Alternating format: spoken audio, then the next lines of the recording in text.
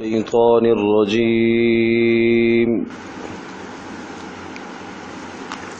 بسم الله الرحمن الرحيم. لعن الذين كفروا من بني إسرائيل على لسان داود وعيسى بن مريم ذلك بما عصوا وكانوا يعتدون.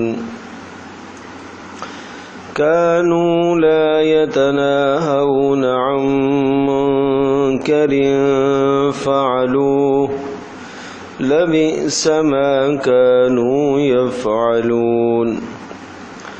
ترى كثيرا منهم يتولون الذين كفروا لبئس ما قدمت لهم أنفسهم أن سخط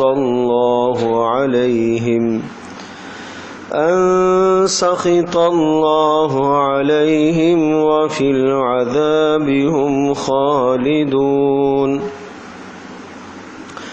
ولو كانوا يؤمنون بالله والنبي وما أنزل إليه ما اتخذوهم أولياء ولكن كثيرا منهم فاسقون. لتجدن أشد الناس عداوة للذين آمنوا اليهود والذين أشركوا ولتجدن أقربهم مودة للذين آمنوا الذين قالوا إنا نصارى ذلك بأن منهم قسيسين ورهبانا وأنهم لا يستكبرون.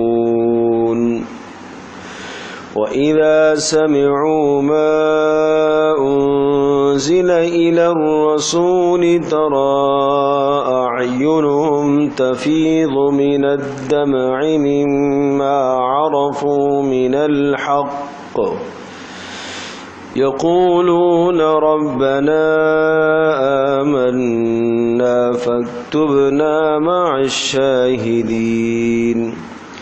وما لنا لا نؤمن بالله وما جاءنا من الحق ونطمع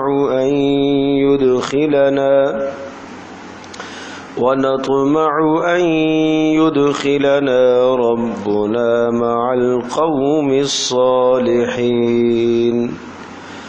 فأثابهم الله بما قالوا جنات تجري من تحتها الأنهار خالدين فيها وذلك جزاء المحسنين. والذين كفروا وكذبوا بآياتنا أولئك أصحاب الجحيم. لعن الذين كفروا من بني إسرائيل على لسان داود وعيسى بن مريم. لعنت کر دی گئی ان لوگوں پر جنہوں نے کفر کیا من بنی اسرائیل، اور وہ جنہوں نے کفر کیا وہ کون ہیں؟ وہ بنی اسرائیل میں سے ہیں۔ علی لسان داود، حضرت داود علیہ السلام کی زبانی ان پر لعنت کی گئی۔ وعیسی بن مریم، اور عیسی بن مریم کی زبانی ان پر لعنت کی گئی۔ ذالک بما عصوا وکانوا یعتدون، اور یہ اس لیے ہوا بما عصوا، بسبب اس کے کہ جو انہوں نے سرکشی کی، وکانوا یعتدون، اور وہ حد سے تجاوز کرنے والے تھے۔ 3 امراض تھی یہاں یہودیوں میں، اور ان 3 امراض اور بیماریوں کی وجہ سے یہ لعنت کے مستحق قرار پائے۔ نمبر 1 کفر۔ کفر ایک خود سبب ہے لعنت کا، اور دوسرا سبب صرف کفر نہیں، کفر شدید۔ ایک تو کفر ویسے بھی سبب ہے، اور ایک وہ کافر جو اسلام کا سخت دشمن ہو۔ ایک تو ویسے کفر اختیار کرنا، اور دوسرا پھر کفر کے اندر اسلام کی دشمنی۔ اور نمبر 3 جحود اور انکار کے سب دلائل سمجھ میں آنے کے باوجود بھی نہ ماننا، یہ تیسرا جرم ہے۔ تو یہ 3 جرائم ان کے اندر پائے جاتے تھے، تو اس لیے ان پر لعنت قرار دی گئی۔ لعنت کا مطلب کیا ہوتا ہے؟ لعنت کا مطلب ہے اللہ تبارک و تعالیٰ کی رحمت سے محروم ہو جانا، اور لعنت کا معنی پھٹکار کا آ جانا، کسی عذاب کا آ جانا، اور یہاں لعنت سے مراد عذابوں کا سلسلہ ہے۔ حضرت داؤد علیہ السلام کے زمانے میں جب ان پر لعنت کی گئی تو یہ بندر بنائے گئے، مچھلی کا شکار کرنے سے منع کیا، اور جب یہ باز نہیں آئے تو اس دن کی بے حرمتی کی، اور اس بے حرمتی کے نتیجے میں یہ موجب لعنت قرار پائے، اور اس لعنت کی ایک شکل یہ ہوئی کہ ان کو بندر بنا دیا گیا۔ 3 دن کے اندر اندر یہ ہلاک ہو گئے، اور صبح اٹھ کر جب لوگوں نے دیکھا کہ ان کی شکلیں ہی مسخ ہوئی ہیں، بدلی ہوئی ہیں، اور ایک دوسرے کو جان پہچان تو تھی، اور جو انسان تھے ابھی جن کی شکلیں مسخ نہیں ہوئی تھی، جنہوں نے شکار نہیں کیا، ان کی شکلیں نہیں بدلی تھیں، تو وہ بندر جو بنے ہوئے تھے وہ اپنے عزیزوں کے پاس آتے اور ان کے پیروں میں آ کے بیٹھتے، پیر چاٹتے، لیکن اللہ پاک کا عذاب، اللہ کا فیصلہ واقع ہو چکا تھا۔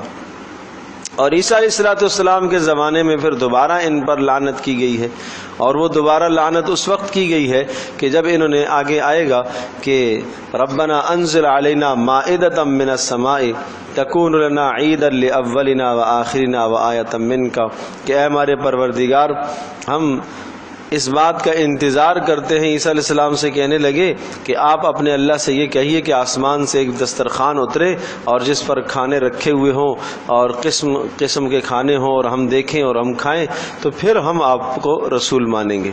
تو یہ مطالبہ بھی پورا ہو گیا، بعض محدثین مفسرین نے لکھا ہے۔ اس کے بعد پھر ان پر لعنت کی گئی اور ان کو خنزیر بنا دیا گیا۔ جب نہ مانے، انکار کیا، تو شکل مسخ ہو گئی۔ اور بعض مفسرین نے لکھا ہے کہ 4 مرتبہ ان پر لعنت کی گئی۔ ایک لعنت جو ہے موسیٰ علیہ السلام کے زمانے میں ہوئی ہے، اور دوسرا داؤد علیہ السلام کے زمانے میں، تیسرا عیسیٰ علیہ السلام کے زمانے میں، اور چوتھا رسول پاک صلی اللہ علیہ وسلم کے زمانے میں۔ ان 4 ادوار میں انہوں نے انبیاء علیہ السلام کے ساتھ استہزاء کیا، ان کا مذاق اڑایا اور ان کے دین کو ٹھکرایا، جھٹلایا، تو اس وجہ سے ان پر لعنت کی گئی۔ لعن الذین کفروا، لعنت کر دی گئی ہے ان لوگوں پر جو بنی اسرائیل میں سے تھے، علی لسان داؤد علیہ السلام کی زبانی، و عیسیٰ بن مریم، اور عیسیٰ بن مریم کی زبانی۔ کیوں کی گئی ہے؟ سبب بتایا، ذالک بما عصوا، اس لیے بسبب اس کے کہ جو انہوں نے نافرمانی کی، وکانوا یعتدون، اور وہ حد سے تجاوز کرنے والے تھے، منع کرنے کے باوجود بھی پھر بھی نہ رکتے۔ کانوا لا یتناہون عن منکر فعلوہ، کانوا تھے وہ لوگ، لا یتناہون نہیں رکتے تھے، نہ روکتے تھے ایک دوسرے کو، اور نہ رکتے تھے خود، عن منکر کسی گناہ سے، فعلوہ جس کو انہوں نے کیا، کہ کسی گناہ سے نہ رکنے کا مزاج، نہ روکنے کا مزاج، نہ خود باز آتے نہ دوسروں کو باز رکھتے تھے۔ تو پتہ چلا کہ دونوں جرم ہے، گناہ کا کرنا بھی جرم اور گناہ سے نہ روکنا بھی جرم ہے۔ لبئس ما کانوا یفعلون، بہت برا عمل انہوں نے کیا جو وہ کرتے تھے۔ ترا کثیرا منہم، تو دیکھے گا ان میں سے بہت سارے لوگوں کو، ترا تو دیکھے گا، کثیرن بہت سارے، منہم ان میں سے، یتولون الذین کفروا، یتولون جو دوستی رکھتے ہیں، الذین ان لوگوں سے، کفروا جنہوں نے کفر کیا۔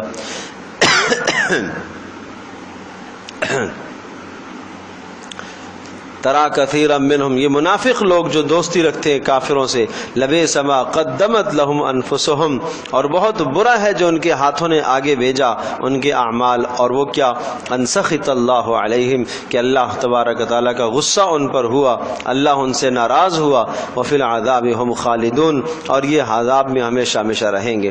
ولو کانوا یؤمنون باللہ والنبی، اور اگر یہ لوگ یہودی ایمان لے آتے، نصرانی ایمان لے آتے اللہ پر، والنبی، اور نبی پر ایمان لے آتے، نبی سے مراد یہاں پر رسول اکرم صلی اللہ تعالی علیہ وسلم ہے، کہ اگر یہ رسول پاک صلی اللہ علیہ وسلم پر ایمان لے آتے، وما انزل الیہم وما انزل الیہ، اور وہ چیز جو اتاری گئی اس نبی پر، اس پر اگر ایمان لے آتے، متخذوہم اولیاء، تو پھر یہ کافروں کو کبھی یہ دوست نہ بناتے، ولکن کثیرا منہم فاسقون، لیکن ان میں سے اکثر ہی بے فرمان نافرمان قسم کے لوگ گزرے۔ اب دوسرا معنی کرتا ہوں، ایک اور معنی، وَلَوْ كَانُوا يُؤْمِنُونَ بِاللَّهِ، اور اگر یہ لوگ ایمان لے آتے اللہ پر، والنبی، اور موسیٰ پر ایمان لے آتے، وَمَا أُنزِلَ إِلَيْهِ، اور جو موسیٰ کی طرف اتارا گیا، مَتَّخَذُوهُمْ أَوْلِيَاءَ، تب بھی یہ کافروں کو دوست نہ رکھتے۔ تیسرا معنی، وَلَوْ كَانُوا يُؤْمِنُونَ بِاللَّهِ، اور اگر یہ ایمان لاتے اللہ پر، والنبی، اور عیسیٰ پر ایمان لاتے، تو نبی سے مراد تینوں انبیاء ہو سکتے ہیں، رسول پاک صلی اللہ علیہ وسلم بھی، موسیٰ علیہ السلام بھی، عیسیٰ علیہ السلام بھی، اور وما انزل الیہ، جو اس رسول کی طرف اتارا گیا، موسیٰ علیہ السلام کو مراد لیں گے تو ما انزل الیہ سے پھر مراد تورات ہوگا، کہ تورات جو اتاری گئی اس پر ایمان لاتے، اور عیسیٰ علیہ السلام کا نام آئے گا تو پھر مراد انجیل ہوگی، اور رسول پاک صلی اللہ علیہ وسلم کا نام آئے گا تو مراد قرآن ہوگا۔ متخذوہم اولیاء، تو یہ نہ دوست رکھتے کافروں کو، کیوں؟ اس لیے کہ تینوں کی تینوں کتابوں کے اندر، تورات میں بھی، انجیل میں بھی، زبور میں بھی، تمام کتابوں کے اندر اس بات کی تصریح موجود ہے کہ غیر مسلم اقوام کے ساتھ دلی دوستیاں نہیں ہونی چاہیے۔ ولیکن کثیر منہم فاسقون، لیکن ان میں سے اکثر لوگ بے راہ تھے، نہیں مانتے تھے اللہ کی بات کو۔ لَتَجِدَنَّ أَشَدَّ النَّاسِ عَدَاوَةً لِلَّذِينَ آمَنُوا الْيَهُودَ وَالَّذِينَ أَشْرَكُوا، لَتَجِدَنَّ أَشَدَّ النَّاسِ،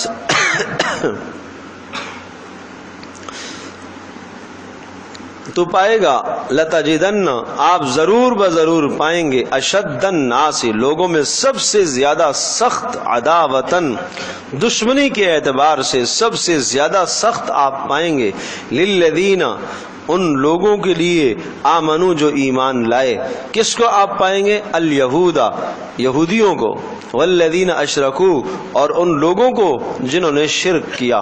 یعنی معنی یہ کہ مسلمانوں کے سخت ترین دشمن دو طبقے ہیں، ایک یہودی اور دوسرا مشرکین عرب، مکہ کے جو مشرک تھے، جن کا تعصب تھا رسول پاک صلی اللہ تعالی وسلم کے ساتھ، ضد اور عناد کی بنیاد پر ایمان نہیں لائے، اسی طرح سے یہودیوں کا بھی ضد اور عناد تھا۔ مشرکین کا جو ضد تھا وہ خاندانی ضد تھا، خاندانی ضد اور عناد ہے، اس وجہ سے ایمان نہیں لانا ہے۔ خاندان میں ایک آدمی اگر کسی بڑے مقام اور منصب پر پہنچ جاتا ہے، دوسروں کو اس سے حسد ہونے لگتا ہے۔ یہی بات تھی مشرکین کی رسول پاک صلی اللہ علیہ وسلم کے حوالے سے بھی، وہ اس لیے نہیں مانتے کہ یہ ہمارے یہ بنو ہاشم میں سے ہیں، یہ قریش کی شاخ بنو ہاشم میں، اور یہ اتنے آگے چلے گئے اور لوگ ان کی اتنی عزت کر رہے ہیں اور ان کی جناب اس قدر آؤ بھگت لوگ کر رہے ہیں، ہمارا وہ اس لیے کہ بیت اللہ کے متولی ہم لوگ ہیں اور حاجیوں کو پانی پلانے والے ہم لوگ ہیں اور صلح رحمی ہم لوگ کرتے ہیں، یہ سارے خیر کے کام تو ہمارے رواج میں تھے اور ان کے پاس تو یہ ساری چیزیں نہیں تھیں، یہ ہم سے آگے نکل گئے منصب میں۔ یہ سخت نفرت تھی اس لیے قریش کو، مکہ والوں کو۔ اور دوسرا یہودیوں کو جو نفرت تھی رسول اکرم صلی اللہ علیہ وسلم کی ذات گرامی تھے، وہ علمی حسد تھا، وہ علمی حسد ہے، علمی حسد ہے۔ یہودی اہل کتاب تھے، وہ جانتے تھے نبی آخر الزمان کے متعلق، تورات میں ساری باتیں سن چکے تھے، لیکن حسد یہ کھا گیا ان کو کہ یہ ہمارے خاندان کا کیوں نہیں آیا، یہ بنو اسرائیل سے کیوں نہیں آیا، یہ بنو اسماعیل میں کیوں ہے، یہ حسد ان کو کھا گیا۔ تو ایک علمی حسد ہے، ایک خاندانی حسد ہے۔ تو یہ آج بھی یہ دو حسد جب انسان کے اندر آتے ہیں، علمی حسد، ایک عالم سے حسد کرتا ہے، ایک دیندار سے حسد کرتا ہے، ایک علم والا دوسرے علم والے سے حسد کرتا ہے۔ بدترین بیماری ہے حسد، بدترین بیماری ہے. اپنی جگہ پر تہجد گزار ہے، اپنی جگہ پر نیک پارسا ہے، اپنی جگہ پر اللہ کا ولی ہے، لیکن حسد اسے تباہ کر کے رکھ دیتا ہے. اور شیطان ظالم بدبخت آتا ہی اسی راستے سے ہے، حسد میں مبتلا کرتا ہے اسے. ثم لآتینہم من بین ایدیہم ومن خلفہم وعن ایمانہم وعن شمائلہم ولا تجد اکثرہم شاکرین. قسمیں کھا کر شیطان نے ورغلانے کا کہا، اے اللہ اس انسان کی وجہ سے تو نے مجھے جنت سے نکالا ہے، میں سے ورغلاؤں گا، دائیں سے آؤں گا، بائیں سے آؤں گا، آگے سے آؤں گا، پیچھے سے آؤں گا. آگے سے آؤں گا آخرت سے غافل کروں گا، مراد یہ ہے. پیچھے سے آؤں گا دنیا میں جو گناہ کر چکا ہے، پیچھے جو گزر چکا ہے اس پر توبہ نہیں کرنے دوں گا، یہ مراد ہے. بائیں جانب سے الٹی جانب سے آؤں گا، گناہ کرواؤں گا اس سے. اور دائیں جانب سے آؤں گا، یہ اہل علم کا ہتھیار ہے، اہل علم کے لیے، اہل تقوی کے لیے. دائیں جانب سے آئے گا، حسد لے کر آئے گا، ایک دوسرے کی کمیاں دکھائے گا، ایک دوسرے کی کمزوریاں دکھائے گا. ایک جگہ پر کام کرنے والے 10 لوگ 4 لوگ 6 لوگ ان کو ایک دوسرے کے خلاف بھڑکائے گا، اکسائے گا. یہ ہے ثم لآتینہم من بین ایدیہم، دائیں طرف سے آنا. تو یہ علمی حسد بڑا بدترین حسد ہے جو انسان کو تباہ کر دیتا ہے. آدمی کی نیکیاں تباہ ہو جاتی ہیں، اعمال انسان کے ضائع ہو جاتے ہیں. اور دوسرا ہے خاندانی حسد. تو خاندانی حسد بھی نہیں ہونا چاہیے. اور یہ دونوں کے دونوں حسد حد درجے کی دشمنی پر لے جاتے انسان کو، قتل تک آمادہ کر دیتے. کیا مشرکین عرب نے رسول پاک صلی اللہ علیہ وسلم کے خلاف قتل کے منصوبے نہیں بنائے؟ خاندان ہے، رشتہ داری ہے، لیکن پھر بھی قتل کے منصوبے بنائے. یہود نے جو مدینہ منورہ میں جو یہود آباد تھے، کئی مرتبہ انہوں نے نبی صلی اللہ علیہ وسلم کے خلاف قتل کے منصوبے بنائے. اور رسول پاک صلی اللہ علیہ وسلم کی حفاظت تو اللہ پاک نے فرمائی، واللہ یعصمک من الناس، اللہ آپ کی حفاظت کرتا رہے گا. اور اللہ نے حفاظت فرمائی. اگر اللہ پاک کی حفاظت نہ ہوتی تو آپ علیہ الصلوۃ والسلام پتہ نہیں مکہ کے اندر ہی وہاں ہی نبی علیہ الصلوۃ والسلام کی شہادت کا واقعہ پیش ہو جاتا، مدینہ میں ایسا واقعہ ہو جاتا. تو اس لیے یہ دو بڑی دشمنیاں ہیں، یہودیوں کی اور مشرکین عرب کی. عرض کر رہا ہوں ایک خاندانی دشمن ہے اور ایک علمی دشمن ہے. اس کے بعد وَلَتَجِدَنَّ أَقْرَبَهُمْ مَوَدَّةً لِلَّذِينَ آمَنُوا الَّذِينَ قَالُوا إِنَّا نَصَارَى. ہاں پہلے والے حصے کا ترجمہ پھر سنیں. لَتَجِدَنَّ آپ ضرور بضرور پائیں گے، اشد الناس لوگوں میں سب سے زیادہ سخت، عداوتاً عداوت کے اعتبار سے لوگوں میں سب سے زیادہ سخت دشمن پائیں گے. یوں ترجمہ کر لو، لوگوں میں سے سب سے زیادہ بڑا دشمن پائیں گے، للذین آمنوا ان لوگوں کے لیے جو ایمان لائے، ایمان والوں کے لیے سب سے بڑا دشمن آپ پائیں گے. کس کو؟ الیہود، یہود کو. اور کس کو؟ والذین اشرکوا جو مشرک ہوئے، مشرکین کو. وَلَتَجِدَنَّ أَقْرَبَهُمْ مَوَدَّةً لِلَّذِينَ آمَنُوا الَّذِينَ قَالُوا إِنَّا نَصَارَى. اور وَلَتَجِدَنَّ اور آپ ضرور بضرور پائیں گے، أَقْرَبَهُمْ ایمان والوں کے سب سے زیادہ قریب، ایمان والوں سے تعلق رکھنے والا آپ پائیں گے، دوستی کے اعتبار سے ایمان والوں کے قریب پائیں گے، مودتاً دوستی کے اعتبار سے، للذین آمنوا ان لوگوں کے لیے جو ایمان لائے، الذین قالوا انا نصارى وہ ان لوگوں کو آپ پائیں گے جنہوں نے یوں کہا کہ ہم نصرانی ہیں. پھر سمجھے اس کو، وَلَتَجِدَنَّ اور آپ ضرور بضرور پائیں گے، اقربہم قریب ان کے، کن کے قریب؟ ایمان والوں کے قریب پائیں گے، مودتاً دوستی کے اعتبار سے، للذین آمنوا ایمان والوں کے لیے دوستی والا آپ پائیں گے. کن کو؟ الذین ان لوگوں کو، قالوا جنہوں نے کہا انا نصارى ہم نصرانی ہیں، ہم نصرانی ہیں. یہ کیا مسئلہ ہے کہ نصرانی عیسائی کیا مسلمانوں کے سے تعلق رکھنے والے ہیں، دوستیاں رکھنے والے ہیں؟ یہود کے بارے میں تو بتایا بدترین دشمن ہیں، اور عیسائی جو ہے مسلمانوں کے قریب ہیں. تو یہاں یہ بات ذہن نشین فرما لیجیے گا، یہ عیسائیوں کا ایک خاص گروہ ہے، اس کے متعلق یہ بات آئی ہے. اور وہ تھا کہ رسول اکرم صلی اللہ تعالی علیہ وسلم نے جب نبوت کا اعلان فرمایا مکہ مکرمہ میں، تو صحابہ کرام رضی اللہ عنہم اجمعین تنگ ہو کر جب حبشہ کی طرف ہجرت کر کے چلے گئے، اور جس میں رسول پاک صلی اللہ علیہ وسلم کے داماد حضرت عثمان ذو النورین بھی تھے، اور آپ علیہ السلام کی بیٹی بھی حضرت عثمان کے ساتھ تھیں. تو کوئی 82 افراد یہاں سے ہجرت کر کے حبشہ چلے گئے، اور حبشہ جب پہنچے تو وہاں یہ سکون سے رہنے لگے۔ ان کو پتہ چلا، آپ علیہ السلام کو پتہ چلا کہ حبشہ کے اندر ایک بادشاہ ہے اور بہت نیک ہے اور عدل انصاف کرتا ہے اور اپنی رعایا کا خاص خیال رکھتا ہے۔ تو صحابہ نبی الاسلام کی اجازت سے وہاں چلے گئے کہ یہاں دین پر چلنا مشکل ہو گیا ہے۔ ادھر سے مشرکین کو اس بات کی اطلاع ہوئی کہ یہاں سے جانے کے بعد بڑے سکون سے وہ رہنے لگ گئے ہیں، تو انہوں نے کیا کیا، ایک وفد بھیجا نجاشی کے پاس۔ حبشہ کا جو بادشاہ تھا، اسمعہ نام تھا اس کا، نجاشی وہاں کے بادشاہوں کا لقب ہے۔ تو انہوں نے جا کے کہا کہ یہ ہمارے بگوڑے ہیں اور یہ ہم سے بھاگ کے آگے ہیں، اور یہ انہوں نے ایسا کیا، بہت برائیاں کی، اور اسی طرح سے یہ عیسیٰ علیہ السلام کی شان میں گستاخیاں کرتے ہیں۔ تو نجاشی نے ان کو بلایا۔ حضرت جعفر رضی اللہ تعالیٰ عنہ کے بھائی، وہ اس صحابہ کے اس جماعت کے ذمہ دار تھے، امیر تھے۔ تو جعفر رضی اللہ تعالیٰ عنہ نے نجاشی کے سامنے نبی صلی اللہ علیہ وسلم کی دعوت رکھی کہ ہمارے درمیان میں ایک رسول آیا، ہم گمراہی اور ضلالت میں پڑے ہوئے تھے، قتل و غارت میں اور بت پرستی میں تھے، اور اس نے ہمیں آ کے توحید کا حکم دیا، ایک اللہ پاک کی عبادت کا ہمیں حکم دیا، صلح رحمی کا ہمیں حکم دیتا ہے، بچیوں کو زندہ دفن کرنے سے ہمیں روکتا ہے، اولادوں کو قتل کرنے سے ہمیں روکتا ہے، آپس کی قتل و غارت سے ہمیں منع کرتا ہے، اور انبیاء کی تعظیم کرتا ہے۔ عیسیٰ علیہ السلام کے متعلق جو آیات نازل ہوئی تھی وہ ساری آیات پڑھ کر سنا دی حضرت جعفر نے، اور شاندار تقریر کی حضرت جعفر رضی اللہ تعالیٰ نے، اور عیسیٰ علیہ السلام کی خوب مدح فرمائی جو قرآن میں آ چکی تھی باتیں۔ تو نجاشی نے زمین سے ایک چھوٹا سا تنکا اٹھایا اور اس نے کہا، اللہ کی قسم، عیسیٰ علیہ السلام اس سے نہ زیادہ ہے نہ کم ہے، جو اس نے بیان کیا ایسا ہی ہے۔ سمجھے جی کہ وہ کلمۃ اللہ ہیں، روح اللہ ہیں، وہ اللہ تبارک تعالیٰ کے بیٹے نہیں ہیں، اللہ کے بندے ہیں، وہ عیسیٰ بن مریم ہیں۔ وہ ساری باتیں جو جعفر نے کہیں، نجاشی نے ان کا اقرار کیا کہ یہ تو ٹھیک کہا اس نے، اور اس نے کہہ دیا کہ آپ امن سے رہو، سکون سے رہو، آپ کو کوئی کسی قسم کا تعرض یہاں نہیں کیا جائے گا۔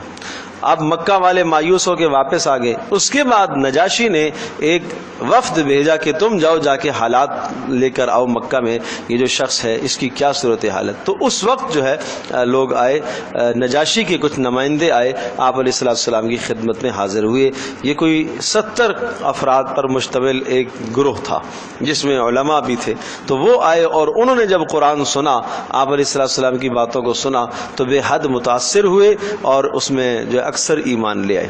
تو یہ ان کا تذکرہ ہے۔ تو یہ ایک جماعت کا تذکرہ ہے، اور اس کا سبب بھی آگے سمجھایا کہ ایسا کیوں ہے کہ یہ مسلمانوں کے قریب کیوں ہیں، یہ حق پسند ہیں، کیوں، وجہ آگے آ رہی ہے۔ وَلَتَجِدَنَّ أَقْرَبَهُمْ مَوَدَّةً لِلَّذِينَ آمَنُوا الَّذِينَ قَالُوا إِنَّا نَصَارَىٰ، اور فرمایا کہ اور آپ پائیں گے ان لوگوں کو، مسلمانوں کے قریب ترین پائیں گے ان لوگوں کو جنہوں نے کہا ہم نصرانی ہیں۔ کیوں، وجہ یہ سمجھائی، ذَلِكَ بِأَنَّ مِنْهُمْ قِسِّيسِينَ وَرُهْبَانًا وَأَنَّهُمْ لَا يَسْتَكْبِرُونَ۔ دو چیزیں ان میں خاص خصوصیات کی تھیں۔ ایک تو یہ لوگ تارک دنیا تھے، ترک دنیا کا مزاج تھا عیسائیت کے مذہب کے اندر، اور شاید آپ کو یہ یاد ہوگا، پہلے بھی بتا چکا ہوں، رہبانیت اختیار کیے ہوئے تھے۔ بڑے بڑے ان کے جو مذہبی رہنما اور پیشوا ہوتے تھے وہ اپنے علاقوں سے الگ تھلگ ہو جاتے، خاندانوں سے الگ تھلگ ہو جاتے، جنگلوں میں جا کر اللہ کو راضی کرنے کی کوشش کرتے، یعنی ترک دنیا کا مزاج ان میں تھا۔ وہ علیحدہ بات ہے کہ ترک دنیا کے اندر بہت زیادہ حد سے تجاوز کیے ہوئے تھے۔ اسلام نے اس رہبانیت کو آ کر روک دیا کہ یہ معنی نہیں ہے ترک دنیا کا کہ آپ اپنے خاندان سے کٹ جائیں، آپ جنگل میں چلے جائیں، آپ کسی کا کوئی حق نہ ادا کریں، جس طرح سے عیسائیت کے اندر تھا۔ نصرانیت میں آپ نے فرمایا لا رہبانیت، پھر اسلام میں اس قسم کی رہبانیت نہیں ہے۔ آپ اسلامی معاشرے کے اندر رہو، آپ کے ساتھ جو وابستہ لوگ ہیں ان کے حقوق ادا کرو، آپ پڑوسیوں کے حقوق ادا کرو، آپ ماتحتوں کے حقوق ادا کرو، بیوی بچوں کے حقوق ادا کرو۔ تو الگ تھلگ اس طرح سے ہو کر رہنا کہ جناب کسی سے کوئی تعلق نہ ہو، سرکار نہ ہو، یہ اسلام میں نہیں ہے۔ تاہم چونکہ ان کا الگ تھلگ رہنا، اس کا ایک فائدہ یہ تھا کہ دنیا کی محبت سے وہ دور تھے۔ دنیا کی محبت ان کے اندر ایسی نئی پیوست اور گھسی ہوئی تھی جس طرح سے یہودیوں کے اندر تھی. اور ظاہر سی بات ہے کہ دنیا کی محبت جب جس شخص کے اندر داخل ہوتی ہے تو وہی حسد کرتا ہے دنیا کی محبت کی وجہ سے. مشرکین عرب جو ہے حسد کیوں کر رہے تھے؟ خاندانی بنیاد ہے نا، دنیا کی محبت ہے کہ اگر ہم نے اس کی بات مان لی ہے تو ہمارا اقتدار ختم ہو جائے گا. یہی حال تھا یہود کا. وہ کیوں حسد کر رہے ہیں؟ علمی حسد ہے کہ اگر ہم نے اس کی بات کو مان لیا، پیروی کر لی ہے تو ہمارا اقتدار ختم ہو جائے گا. یہ دنیا کی محبت ہے. نصارہ کے اندر جو ہے نا یہ چیز نہیں تھی، یہ کم تھی، اس لیے کہ وہ ترک دنیا کے عادی تھے. اور یہود ترک دنیا کے عادی نہ تھے، وہ ناز اور نعم میں پلے ہوئے لوگ تھے، نخروں میں پلے ہوئے لوگ تھے. نحن ابناء اللہ و احبا، آبا و اجداد میں بادشاہتیں گزری ہیں، سلطنتیں گزری ہیں، اس لیے وہ ناز اور نخرے والے لوگ تھے اور یہ تھوڑے سے ترک دنیا کے عادی تھے. تو اس وجہ سے فرمایا، ایک وجہ تو یہ ہے. اور دوسرا قسیسین تھے. قسیس کہتے ہیں، قسی ان کی جمع ہے، اور قسی کہا جاتا ہے علم والا، پختہ کار علم والا. اور یہ ہمیشہ یاد رکھیں کہ جو شخص علم کے اندر پختہ کار ہوتا ہے، ایک ہے سرسری علم اور ایک ہے پختہ کار علم. سرسری علم والے کو شیطان ورغلاتا ہے، حسد میں مبتلا کرتا ہے، لیکن جو علم کے اندر پختہ کار ہوتا ہے وہ شیطان کے مکر اور داؤ سے بچنے کی کوشش کرتا ہے. تو اس لیے قسیس کہا جاتا ہے ان لوگوں کو کہ جو علم کے اندر خوب رسوخ اختیار کرنے والے ہیں، جو پختگی کرنے والے ہیں، جن کے علم میں پختگی ہے. اور ظاہر سی بات ہے کہ علم میں پختگی، اس علم کی بنیاد پر انسان شیطان کے مکر اور فریب سے بچ سکتا. ایک مثال عرض کرتا ہوں. شیخ عبد القادر جیلانی رحمۃ اللہ علیہ ایک مرتبہ عبادت کر رہے ہیں اور رات کا ٹائم ہے، تو کمرے کے اندر ایک روشنی، تیز روشنی نمودار ہوئی اور اس سے آواز آئی، یا عبد القادر بس کر، تمہاری عبادت اللہ نے قبول کر لی ہے، بہت تو نے عبادت کی، بڑی ریاضت کی، بڑی مجاہدے کیے تو نے، بس. شیخ عبد القادر جیلانی رحمۃ اللہ علیہ فوراً بول پڑے بے ساختہ کہا، تو شیطان ہے، عبادت تو اللہ کے نبی کو معاف نہیں ہوئی ہے، نماز تو ان کو معاف نہیں، مجھے کیسے معاف؟ تھوڑی دیر کے بعد ایک دوسرا رخ آیا، اور زیادہ نور آیا اور چمک آئی، اور اس چمک میں یہ آواز آئی کہ عبد القادر آج تو شیطان کے پھندے میں پھنس گیا تھا، تجھے تیرے علم نے بچا لیا، اگر تو عالم نہ ہوتا تو مر گیا تھا تو آج. تو اس پر شیخ عبد القادر جیلانی رحمۃ اللہ علیہ نے ارشاد فرمایا، تو بھی شیطان ہے، مجھے میرے اللہ نے بچایا ہے، میرے علم نے نہیں بچایا. تو یہ رسوخ فی العلم کی مثال ہے کہ جب انسان کا علم میں رسوخ ہوتا ہے نا تو وہ شیطان کے داؤ سے بچ جاتا ہے. اسے پتہ ہے کہ کہاں کہاں سے یہ ورغل آئے گا ظالم. وہ ایسے صاف ستھرے، ایسے صاف داؤ لے کے آتا ہے، آدمی کو پتہ ہی نہیں چلتا، حق اور باطل کو ایسا خلط ملط کر دیتا ہے کہ انسان کے لیے فرق کرنا مشکل ہو جاتا ہے. کیا آپ نے نہیں سنا کہ قرب قیامت میں دجال کے فتنے جب آئیں گے، حق باطل خلط ملط ہو جائے گا، پتہ ہی نہیں چلے گا حق کیا ہے باطل کیا ہے.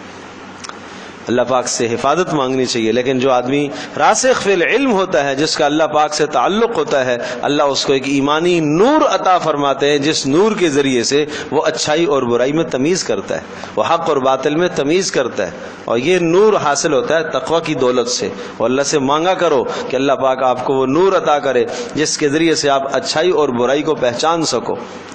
اللہ کے نبی نے دعا کی ہے، اللہم ارنا الحق حقا وارزقنا اتباعہ، اللہ ہمارے سامنے حق کو حق واضح فرما دیجئے اور ہمیں اس کی اتباع کی توفیق دیجئے. وارنا الباطل باطلا وارزقنا اجتنابہ، اور ہمارے سامنے باطل کو بھی باطل دکھا دیجئے، واضح کر دیجئے، اور باطل سے بچنے کی بھی ہمیں توفیق دیجئے. اللہ کے نبی نے یہ دعا کیوں کی ہے؟ اللہ کے نبی کے پاس تو رسوخ فی العلم کی کیا کمی تھی، لیکن امت کو سبق سمجھایا ہے، امت کو تلقین ہے. تو یہ دو صفات ہیں، ایک تو علم کے اندر رسوخ تھا اور دوسرا رہبان تھے. رہبان راہب کی جمع ہے اور راہب کہا جاتا ہے تارے کی دنیا کو. تو یہ ان کے مذہبی پیشواؤں کا لیے لقب ہے. ذالک بان منہم قسیسین، یہ قرب کی وجہ کیا تھی؟ ایک تو قسیسین تھے، علماء تھے، اور وہ جب علماء تھے تو اپنی تورات میں وہ سن چکے تھے، نبی آخر زمان حضرت محمد صلی اللہ علیہ وسلم کے متعلق ساری باتیں سن چکے تھے، انہیں یقین ہو گیا تورات پر اور نبی صلی اللہ علیہ وسلم کی صفات پر، لہذا وہ قریب ہو گئے. اور رہبان تھے اس لیے کہ تارے کی دنیا تھے اور ان کو دنیا کی کوئی لالچ تو تھی نہ کہ ہم نے اگر مان لیا ایمان لائے تو ہمارے اقتدار پر زد پڑے گی، یہ ان کو کوئی لالچ نہیں تھی. وَأَنَّهُمْ لَا يَسْتَكْبِرُونَ، اور تیسری بات یہ بھی ہے کہ وہ تکبر نہیں کرتے تھے. اور متکبر کبھی حق کے قریب نہیں آ سکتا. ہاں، تکبر کرنے والا حق کبھی تسلیم نہیں کرتا. اس لیے کہ امام مالک رحمۃ اللہ علیہ ارشاد فرماتے ہیں مستحیی اور مستکبر یہ دونوں آدمی علم سے محروم رہتے ہیں. مستحیی اور مستکبر. مستحیی حیا کرنے والا، علم کے معاملے میں شرم کر، میں کیوں پوچھوں، پوچھتے ہوئے شرم آ رہی ہے، شرم آ رہی ہے، مسئلہ پوچھتے ہوئے شرم آ رہی ہے، بات پوچھتے ہوئے شرم آ رہی ہے، جھجک ہو رہی ہے، یا وہ تو مجھ سے چھوٹا ہے میں کیسے اس سے پوچھ لوں. یہ آدمی علم نہیں حاصل کر سکتا، یہ محروم رہتا ہے ہمیشہ. اور دوسرا متکبر. متکبر بھی تکبر کی وجہ سے سوال نہیں کرتا. میں کیوں سوال کروں اس سے بھائی، اللہ اللہ. تو یہ میں بڑی بدترین چیز ہے. میں حضرت مولانا فضل علی قریشی رحمۃ اللہ علیہ کی ایک ملفوظ سناتا ہوں، بڑی پیاری بات ہے، لیکن پتہ نہیں آپ میں سے بعض کو سمجھ میں آئے یا نہ آئے. بزرگ تھے، اللہ والے لوگ تھے. تو وہ فرمایا کرتے تھے یہ بکری کی جو آنت ہوتی ہے نا، تو اس آنت کو باریک کرتے ہیں اور پھر اس آنت کے ذریعے سے اس کو، وہ پہلے زمانے میں روئی دھننے کا کام اس سے لیا جاتا تھا. تو وہ ایک ہاتھ کا ایک آلہ بناتے ہیں روئی دھننے کے لیے. تو اب تو مشینیں آ گئی ہیں، تو وہ آلہ ہاتھ والا جو ہوتا ہے وہ میں نے دیکھا ہے. تو وہ ایک باریک سی تانت بن جاتی ہے اس بکری کی آنت کی، اور اس پر ڈنڈا یوں مارتا ہے وہ آدمی، تو اور روئی کے اوپر رکھ کر مارتا ہے تو وہ روئی پنجنا شروع ہو جاتی ہے، دھننا شروع ہو جاتی ہے. تو اس پہ وہ آواز آتی ہے، تو کی آواز آتی ہے. تو حضرت فرمایا کرتے تھے بکری پہلے کرتی ہے میں، اور جب ذبح کے بعد اس کا یہ حشر ہوا نا تو اب یہی آواز ہے تو. تو اس مثال کو وہ جوڑا کرتے تھے کہ بھائی اللہ سے کہا کرو اے اللہ تو ہی ہے. مصائب سے پہلے بھی تو ہی ہے، مصائب کے بعد بھی تو ہی ہے. ہماری کیا حیثیت ہے، سمجھے جی، ہماری کیا حیثیت ہے. اللہ اکبر. تو تکبر نہیں آنا چاہیے بھائی، اللہ سے عافیت مانگنی چاہیے. انسان بڑا کمزور ہے، بہت کمزور ہے انسان، پتہ ہی نہیں چلتا. شیطان ایسے داؤ لے کے آتا ہے انسان کے پاس، آدمی کو ورغلا کر، گمراہ کر کے باطل کی طرف لے جا دیتا ہے اور بظاہر حق دکھاتا ہے. زین لہم الشیطان اعمالہم، شیطان آدمی کے برے اعمال کو اچھا کر کے دکھاتا ہے، کبھی بھی اپنی غلطی کا احساس نہیں ہونے دیتا. یہ بڑا ظلم ہے بھائی، کبھی بھی اپنی غلطی کا، قصور کا احساس نہیں ہونے دیتا. یہ تزیین شیطان ہے، تزیین شیطان اس کو کہتے ہیں. اور دنیا میں جتنی بڑی قومیں یا افراد جتنے بھی گمراہ ہوئے، قرآن میں جا بجا فرعون کے بارے میں تذکرہ ہے کہ شیطان نے ان کے اعمال کو مزین کر دیا تھا، ان کے اعمال کو اچھا کر دیا تھا. ایک آدمی گناہ بھی کر رہا ہے نا، اس پر بھی شیطان دلیل دیتا ہے، نہیں تو ٹھیک کر رہا ہے. کسی کو قتل بھی کر رہا ہے نا، جب بھی حجاج بن یوسف نے صحابہ کو قتل کیا نا تو ٹھیک کر رہا ہے، یہ باغی ہیں، ان کو مارنا چاہیے، ان کی یہی سزا ہے. تو قتل پر بھی دلیل پیش کر دیتا ہے، نبی کے قتل پر بھی دلیل لے آتا ہے ظالم. یہ تزیین عمل ہے کہ اعمال کو خوبصورت کر کے دکھاتا ہے. انسان کی عقل جو ہے نا معاف ہو جاتی ہے اس وقت. اللہ اکبر. تو یہ تکبر انسان کو کسی طرف نہیں آنے دیتا. آدمی کی عقل پہ پردے پڑ جاتے ہیں، عقل پہ پردے پڑ جاتے ہیں. ہاں، دنیا کی محبت انسان کے عقل پہ پردے ڈال دیتی ہے. جاہ اور اقتدار کی محبت آدمی کی عقل پہ پردے ڈال دیتی ہے. اس اقتدار کی محبت کی وجہ سے انسان کو حق بات نہیں سوچتی، دین کی بات سمجھ میں نہیں آتی. یہ قرآن میں آپ جا بجا دیکھیں گے، میں کیا کیا آپ کو بتاؤں، آگے 9 سے بارے میں آئے گا. قال الملا، سب سے پہلے ہر نبی کی مخالفت کرنے والے سب سے پہلے کون؟ ارباب اقتدار لوگ. کسی بھی علاقے، محلے، قبیلے، قوم کے جو ارباب اقتدار، صاحب حیثیت لوگ، سب سے پہلے وہ مخالفت کرتے تھے.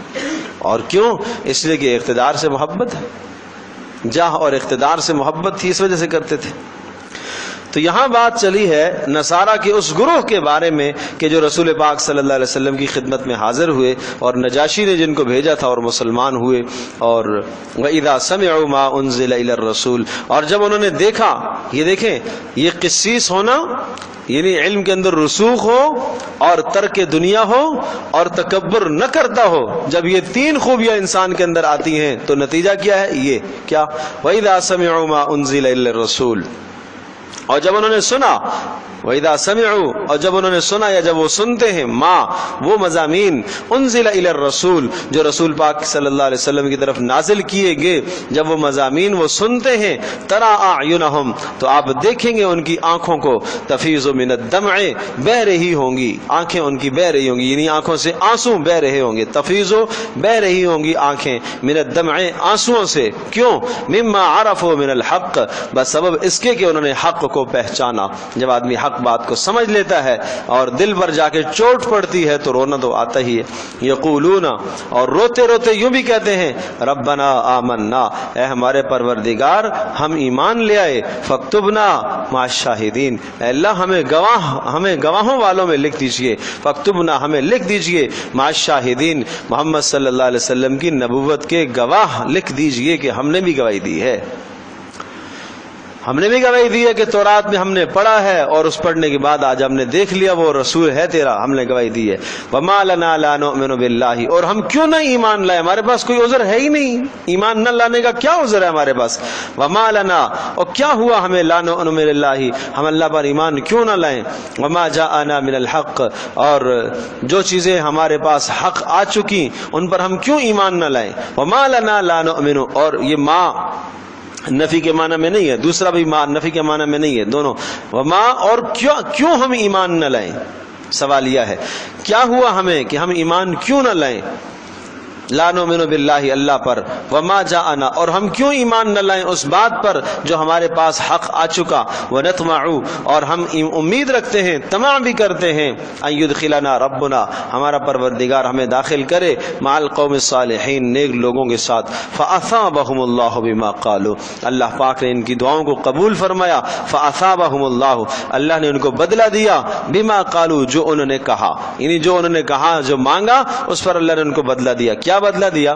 جنات، باغات، تجری من تحت الانہار، جن کے نیچے سے نہریں بہ رہی ہوں گی، خالدین فیہا، ہمیشہ ہمیشہ اس میں رہیں گے. وذالک جزاء المحسنین، اور یہ ہمیشہ ہمیشہ کا بدلہ ہے احسان کرنے والوں کا، نیکی کرنے والوں کا یہی بدلہ ہے. تکبر سے جو بچتے ہیں، حق بات سن کر حق بات پر عمل کرتے ہیں، ان کی آنکھوں سے آنسو بہ پڑتے ہیں، ان کا یہی بدلہ ہے. والذین کفروا، اور وہ لوگ جنہوں نے کفر کیا، وکذبوا بآیاتنا، اور انہوں نے ہماری آیات کو جھٹلایا، اولئک اصحاب الجحیم، وہ ہیں دوزخی لوگ، جہنمی ہیں. یا ایھا الذین آمنوا لا تحرموا طیبات ما احل اللہ لکم ولا تعتدوا، اے ایمان والو، لا تحرموا مت حرام قرار دو، لا تحرموا مت حرام قرار دو، طیبات ما احل اللہ لکم، ان پاکیزہ چیزوں کو جو اللہ تبارک تعالی نے تمہارے لیے حلال قرار دی ہیں انہیں مت حرام قرار دو. ولا تعتدوا، اور حد سے تجاوز بھی نہ کرو، ان اللہ لا يحب المعتدین، بے شک اللہ تبارک تعالی حد سے تجاوز کرنے والوں کو نہیں پسند کرتا.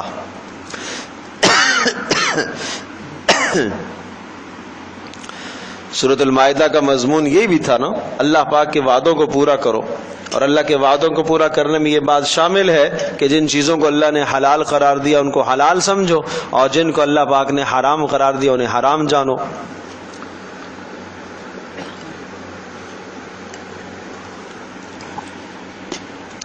کسی چیز کا ترک کر دینا، استعمال نہ کرنا، تین طرح کا ہوتا ہے.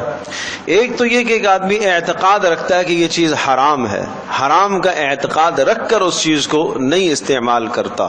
کسی حلال چیز کے متعلق یہ اعتقاد رکھ کر کہ یہ حرام ہے اسے استعمال نہیں کرتا، ایسا کرنے سے آدمی کافر ہو جاتا ہے.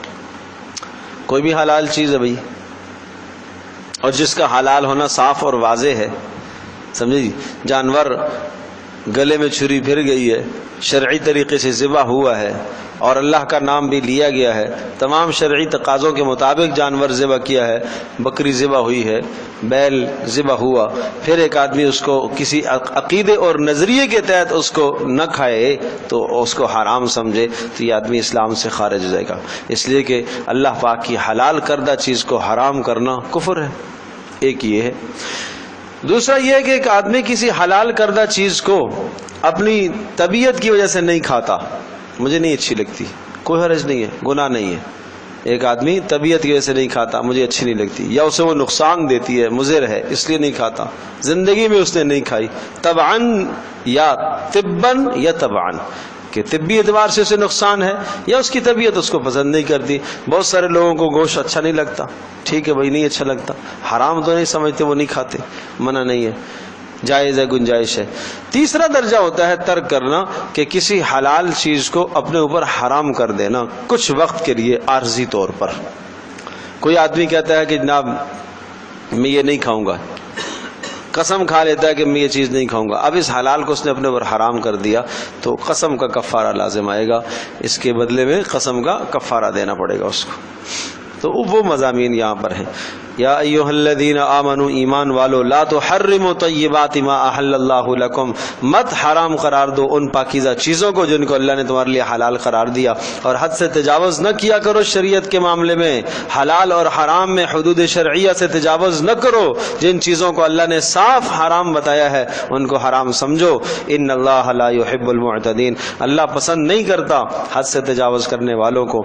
وکلوا مما رزقکم اللہ، اور کھاؤ ان چیزوں کو جو اللہ تبارک تعالی نے تمہیں عطا کی ہیں. وکلو، کھاؤ، مما، ان چیزوں کو، رزقکم اللہ، جو اللہ نے تمہیں عطا کی ہیں، حلالا طیبا، حلال اور پاکیزہ چیزیں وہ کھاؤ. واتقوا اللہ، اور اللہ سے ڈرو اس حلال اور حرام کے معاملے میں، الذی انتم بہ مؤمنون، کہ جس پر تم ایمان رکھتے ہو، اور تمہارے ایمان کا تقاضا یہی ہے کہ تمہیں ڈرنا چاہیے اور تمہیں بچنا چاہیے حرام چیزوں سے. قسم کا کفارہ، لا یؤاخذکم اللہ باللغو فی ایمانکم، اللہ مواخذہ نہیں کرتا، گرفت نہیں کرتا، تمہیں سزا نہیں دے گا، باللغو فی ایمانکم، وہ قسمیں جو لغو ہو، بے فائدہ قسمیں تم نے کھا لی ہیں. لا یؤاخذکم اللہ، اللہ مواخذہ نہیں کرتا، باللغو فی ایمانکم، لغو قسموں پر. لغو قسمیں کیا ہوتی ہیں؟ کہ کوئی آدمی قسم، بیکار قسم کھا لیتا ہے، گزشتہ کام پر قسم کھا لیتا ہے کہ یہ کام ہوا ہے اور وہ نہیں ہوا، اس کی تحقیق کے مطابق وہ کام ہوا ہے. فلاں آدمی کے بارے میں قسم کھا کے کہتا ہے کہ وہ آ گیا ہے، اور اس کی اپنی تحقیق کیا ہے کہ وہ آیا ہے، حالانکہ وہ نہیں آیا. تو یہ یمین لغو کہلاتی ہے، بیکار قسم، کوئی مواخذہ نہیں ہے اس پر، کچھ بھی نہیں ہے. وَلَٰكِن يُؤَاخِذُكُم بِمَا عَقَّدتُّمُ الْأَيْمَانَ، ہاں مواخذہ اللہ پاک تمہارا کرے گا ان قسموں پر، عَقَّدتُّمُ الْأَيْمَانَ، جن کو تم نے مضبوطی سے باندھا ہے. مضبوطی سے باندھنے سے مراد کیا ہے؟ آپ نے قسم کھائی ہے کہ میں فلاں جگہ پر نہیں جاؤں گا، یا آپ نے قسم کھائی ہے میں فلاں کام نہیں کروں گا، وہ کام آپ نے کر لیا تو اب قسم کا کفارہ ہے. اگر آپ سمجھتے ہیں کہ اس کام کے کرنے میں آپ کے لیے بہتری ہے تو حدیث میں آیا کہ ٹھیک ہے آپ اس کام کو کر لیں اور پھر آپ کفارہ ادا کریں. گناہ کی قسم کھانا ویسے بھی جائز نہیں ہے. ایک آدمی قسم کھا کے کہتا ہے کہ میں نماز نہیں پڑھوں گا، یہ تو ویسے بھی گناہ ہے. گناہ کی قسم کھانا جائز نہیں ہے، لیکن قسم کا کفارہ پھر بھی آئے گا. ایک آدمی کہتا ہے میں فلاں شخص سے ساری زندگی بات نہیں کروں گا، اسے فوری حکم ہے کہ قسم توڑے، بات کرے، اور اس کے بعد جو ہے قسم کا کفارہ ادا کرے. اب قسم کا کفارہ کیا بتایا؟ فَكَفَّارَتُهُ اطعام 10 مساکین. قسم کا کفارہ یہ ہے اطعام 10 مساکین، 10 آدمیوں کو کھانا کھلائے، من اوسط ما تطعمون، درمیانی کیفیت کا وہ کھانا، ما تطعمون اہلیکم، جو تم اپنے گھر والوں کو کھلاتے ہو. جیسا اپنے گھر میں کھانا کھلاتے ہو اسی قسم کا کھانا 10 افراد کو 2 وقت کا کھانا مہیا کرنا، یہ قسم کا کفارہ ہے. 2 وقت کا کھانا، بھائی ایک وقت کا نہیں، 2 وقت کا کھانا مہیا کرنا یہ قسم کا کفارہ ہے. چاہو تو یہ 10 افراد کا کھانا کسی ایک فقیر کو دے دو جب بھی گنجائش ہے، کسی ایک جگہ پر دے دو جب بھی گنجائش ہے، 10 آدمیوں کو گھر میں بلا کے کھلاؤ جب بھی جائز ہے، 10 آدمیوں کو راشن ڈال دو جب بھی جائز ہے، گنجائش ہے آپ کی. اب کتنا ہوگا؟ اب اپنے گھر، قرآن نے صاف بتایا کہ جتنا تم کھاتے ہو اپنے گھر والوں کو جیسے کھلاتے ہو، کسی سے پوچھنے کی ضرورت ہی نہیں ہے. تم اب اندازہ کر لو نا کہ اپنے گھر کے اندر 2 وقت کا کھانا ایک آدمی کا کتنے کا بنتا ہے، سمجھے جی. اور اگر 10 آدمیوں کا کھانا نہیں کھلا سکتے ہو، او کسوتہم، پھر 10 کو کپڑے پہنا دو. 10 کو جوڑے فراہم کر دو، اور جوڑے شاید زیادہ مہنگے پڑ جائیں گے آپ کو، ہاں تو 10 آدمیوں کا 10 جوڑے دے دو۔ اور یہ بھی نہیں کر سکتے ہو او تحریر رقبۃ، یا ایک غلام آزاد کر دو، اور غلام کے آزاد کرنے کا راستہ آج نہیں ہے۔ اور فمن لم یجد، اور اگر تینوں صورتوں میں سے کوئی ایک بھی نہ ملے، فصیام ثلاثۃ ایام، پھر 3 دن کے مسلسل روزے رکھنے ہیں، یہ 3 دن کا روزہ ہے پھر، سمجھے جی؟ تو گویا کہ 3 کام اس وقت آپ کر سکتے ہیں، 10 آدمیوں کو کھانا کھلانا، کپڑا دینا اور روزہ رکھنا، 3 دن کا روزہ رکھنا۔ امام راضی رحمۃ اللہ علیہ نے ایک پیاری بات یہاں پر لکھی ہے اور ارشاد فرمایا کہ جو آدمی مالدار ہے، کھانا پینا اس کا اچھا ہے اور فقر و فاقے کا نام و نشان نہیں ہے، اس کو حکم دیا جائے کہ وہ روزے رکھے۔ وہ ارشاد فرماتے ہیں کہ یہ 4 کفارے اس لیے بتائے ہیں تاکہ لوگوں کی مختلف نوعیتیں، تاکہ جس نے جتنا جرم کیا ہے نا اسی حساب سے اس کو کفارہ لگایا جائے۔ اب ظاہر سی بات ہے کہ ایک آدمی کھاتا پیتا آدمی ہے، اچھا مال کی اچھی خاصی ریل پیل ہے، اس کے لیے 10 آدمیوں کو کھانا کھلانا کون سا مشکل کام ہے؟ اس کے لیے مشکل کیا ہے؟ روزہ رکھنا، اس لیے کہ وہ روزانہ 10 بار کھاتا ہے تو روزہ رکھنا اس کے لیے مشقت ہے۔ اور ایک آدمی فقیر ہے، اپنے گھر کا پورا نہیں ہوتا، تو اس نے اگر قسم توڑی ہے تو اس کو حکم ہے کہ وہ کیا کرے؟ 10 آدمیوں کو کھانا کھلائے، تاکہ اس کے اوپر کوئی چوٹ تو پڑے نا۔ تو اس طرح سے لوگوں کے احوال مختلف ہیں، اس لیے مختلف احوال کی وجہ سے یہ 4 کفارے ذکر فرمائے۔ ذالک کفارۃ ایمانکم، یہ تمہاری قسموں کے کفارے ہیں، اذا حلفتم، جب تم توڑ ڈالو، واحفظوا ایمانکم، اور اپنی قسموں کی حفاظت کیا کرو۔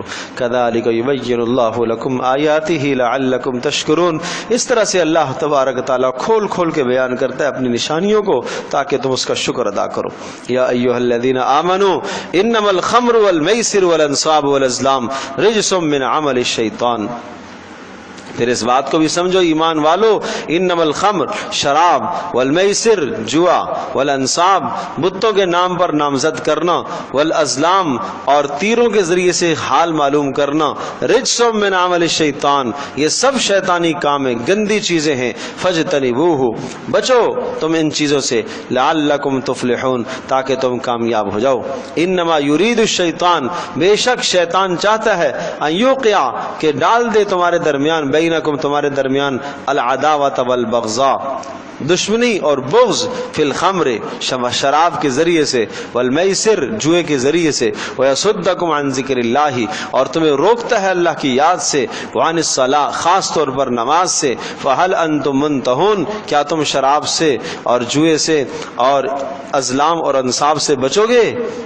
ہاں، یہ آیت بینہ شراب کی حرمت پر سب سے واضح دلیل ہے، اور اس کے نازل ہونے کے بعد شراب کا تصور ختم ہو گیا اس معاشرے سے، کہ جس معاشرے کی گٹھی میں شراب پڑی ہوئی تھی، اور جب بچے پیدا ہوتے تھے تو ہمارے ہم شہد سے گٹھی دیتے ہیں بچے کو نا، وہ شراب سے گٹھی دیا کرتے تھے بچے کو، یہ حال تھا شراب کے رواج کا۔ لیکن اس آیت کے نازل ہونے کے بعد شراب کے مٹکے سارے انہوں نے توڑ دیے، برتن بھی توڑ دیے، اس قدر اللہ پاک کے اس حکم کی اتباع انہوں نے کی۔ تو خمر، شراب، تو ہر چیز ایک حدیث پاک میں آیا کہ شراب الخمر ام الخبائث، تمام کی تمام گناہوں کی اور بیماریوں کی جڑ ہے، بیماریوں کی بھی گناہوں کی بھی جڑ ہے شراب۔ اور جو آدمی شراب کا عادی ہوگا قیامت کے دن اس کو طینۃ الخبال پلایا جائے گا۔ پوچھا گیا طینۃ الخبال کیا ہے؟ کہا جہنمیوں کے بدن سے خون اور پیپ نکلتا ہوا اور وہ بھی کھولتا ہوا ان کو پلایا جائے گا۔ طینۃ الخبال یہ جہنمیوں کے بدنوں سے نکلا ہوا خون اور پیپ ہے جو شرابی کو پلایا جائے گا۔ تو بہت بدترین جرم ہے یہ نشہ، اپنی نسلوں کو اس جرم سے دور رکھو۔ شراب ہو اور شراب کے سے ملتی جلتی اور چیزیں ہیں، اور آج بہت ساری چیزوں کے نام شراب ہی ہے لیکن نام بدل کر ان کو لوگ استعمال کرنا شروع ہو گئے ہیں۔ یاد رکھیے گا جو بھی چیزیں شراب کے قریب ہیں، نشہ لے کے آتی ہیں نہیں لے کے آتی، شراب کی حرمت جن جن چیزوں پر ثابت ہو رہی ہے وہ شرعی نقطہ نگاہ سے حرام ہے۔ شراب کا تو ایک قطرہ بھی ہو تو وہ حرام ہے، نجس ہے، ناپاک ہے، جسم پر بھی لگ جائے ناپاک ہے، جیسے پیشاب ناپاک ہے اسی طرح سے شراب بھی ناپاک ہے، سمجھے جی، نجس ہے ایسے۔ اور دیگر اس وقت کی چیزیں، جوانوں کو ان بے حیائیوں سے، ان گمراہیوں سے بچاؤ۔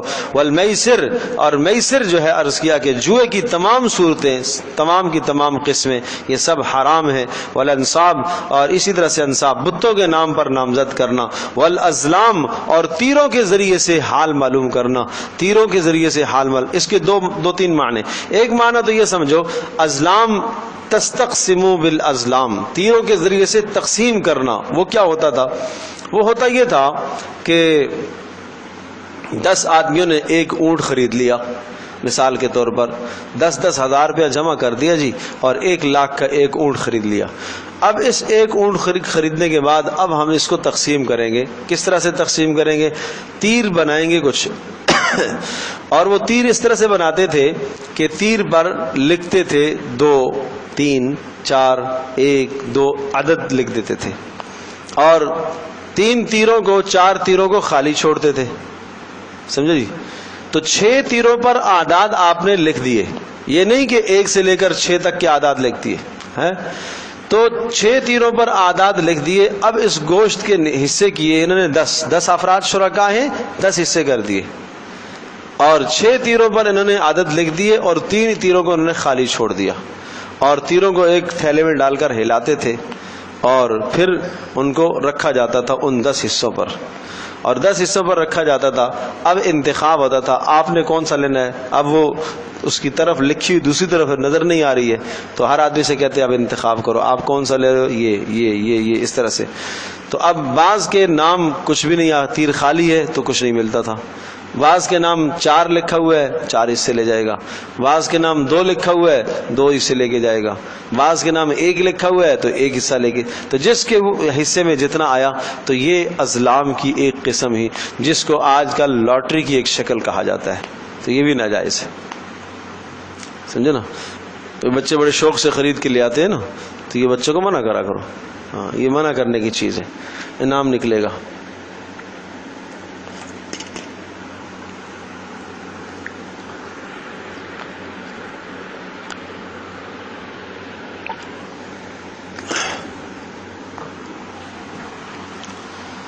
وَأَطِيعُوا اللَّهَ وَأَطِيعُوا الرَّسُولَ وَاحْذَرُوا، اور اللہ اور اس کے رسول کی اطاعت کرو اور بچو۔ فَإِن تَوَلَّيْتُمْ، بچو کس چیز سے؟ مخالفت سے۔ فَإِن تَوَلَّيْتُمْ، اور اگر تم نے اعراض کیا، فَاعْلَمُوا، تو سمجھو، انما علی رسولنا البلاغ المبین، ہمارے رسول کے ذمے پہنچانا ہے۔ لیس علی الذین آمنوا، اور نہیں ہے ان لوگوں پر کوئی حرج جو ایمان لائے، وعملوا الصالحات، اور اچھے اعمال کیے، جناح، ان پر کوئی گناہ کی بات نہیں ہے، فیما طعموا، جو وہ کھا گے اس سے پہلے، اذا متقوا وآمنوا، ہاں جب شرک سے بچے، وآمنوا، اور ایمان لائے، وعملوا الصالحات، اور نیک اعمال کیے، ثم اتقوا وآمنوا، اور پھر وہ ایمان لائے کس چیز سے؟ یعنی شراب کے بچنے، ثم اتقوا، پھر وہ بچتے رہے شراب سے، میسر وغیرہ سے، وآمنوا، اور پھر ایسا ایمان لائے کہ شبہات سے بھی پاک کیا، ثم اتقوا واحسنوا، اور پھر اسی طرح سے ہر قسم کے شبہات سے بھی بچے، وَأَحْسَنُوا، اور نیک عمل کیے، وَاللَّهُ يُحِبُّ الْمُحْسِنِينَ، اور اللہ تبارک و تعالیٰ پسند کرتا ہے احسان کرنے والوں کو، بھلائی کرنے والوں کو۔